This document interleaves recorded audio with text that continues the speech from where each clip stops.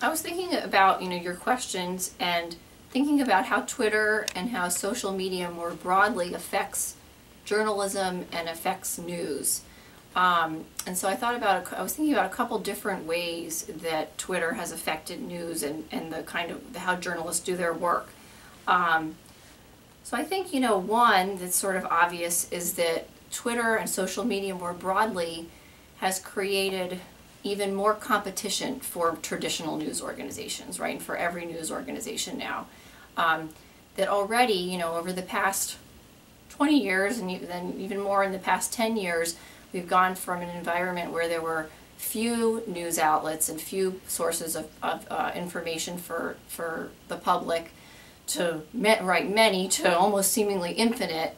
And with Twitter and social media, it adds to the competition for these more traditional organizations. And that's led to sort of a necessary change in strategy on the part of a lot of news organizations. Some of the ways that I think they've tried to deal with this to maintain their audience and continue to provide some added value, something that differentiates, their organization from all of these competitors, that makes them unique compared to their peers. One of the ways is that they've increased the kind of the amount of opinion and commentary that they present in the news coverage. So we have many more opinionated versions of the news now, more commentary. Sometimes it gets called analysis, and I think there is a slight difference, difference between opinion and commentary and analysis. They're all related but slightly different things. And then another, I think, sort of strategy that to some extent has always existed in news is to focus on the personality and sort of the brand of either the individual journalist or a set of journalists in the whole organization. So there's at least as much, if not more, of a focus on the personality, and sort of brand of individual journalists within a news organization. So I think that's one of the things that Twitter, and really more broadly social media, one of the ways that it's affected news. And then, I think another way that Twitter's affected news is that it's created more work for journalists. It's created more work for individual journalists because now journalists have to be present in every type of media, right? Even if they're TV journalists, even if they were print or just online journalists, now they really are present across all of these different spaces. They all have to blog, they all have to tweet also in order to stay relevant. So it really creates more work. And in the work that I do, where I talk with journalists about how they're adjusting and how they, handle the changing environment, I've found that some enjoy this, additional role that they have, using social media, being present, tweeting, but others resent it. And there does seem to be somewhat of a divide between generations of people working in journalism.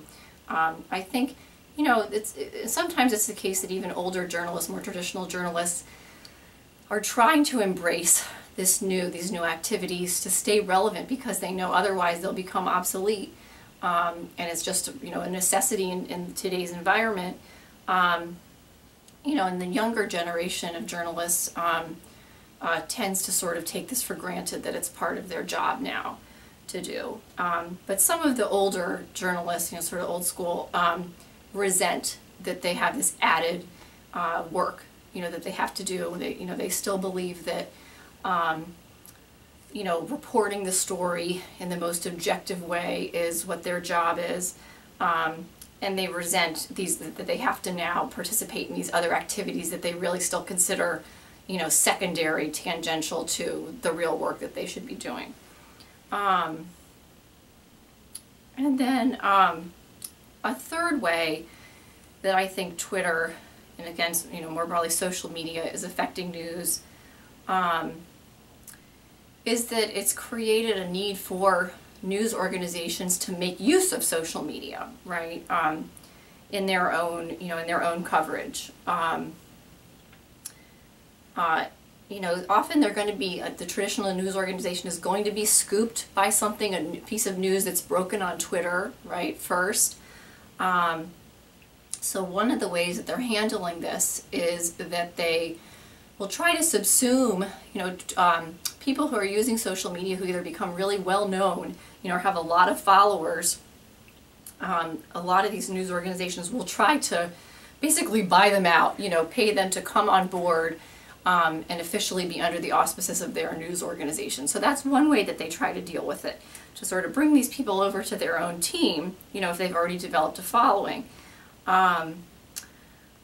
Another way, though, of dealing with this is to try to make use of citizen journalism, either by incorporating it into your own news coverage, whether that's online or in print or on television. We see different examples of this. So like in a live TV broadcast, showing tweets from viewers, users, what questions they have, how they're reacting or responding to news, and to show that during the news broadcast. Or again, to try to bring people who are already using this medium, under the umbrella of their news organization. Some of sort of the older versions of this from, now probably 5 years ago, were things like CNN's iReport. So that's not really just Twitter, but, trying to make use of social media and mobile technology, and, of citizen journalism. Again, so that the news organization can make use of this breaking news that their own staffers aren't the ones, bringing to them,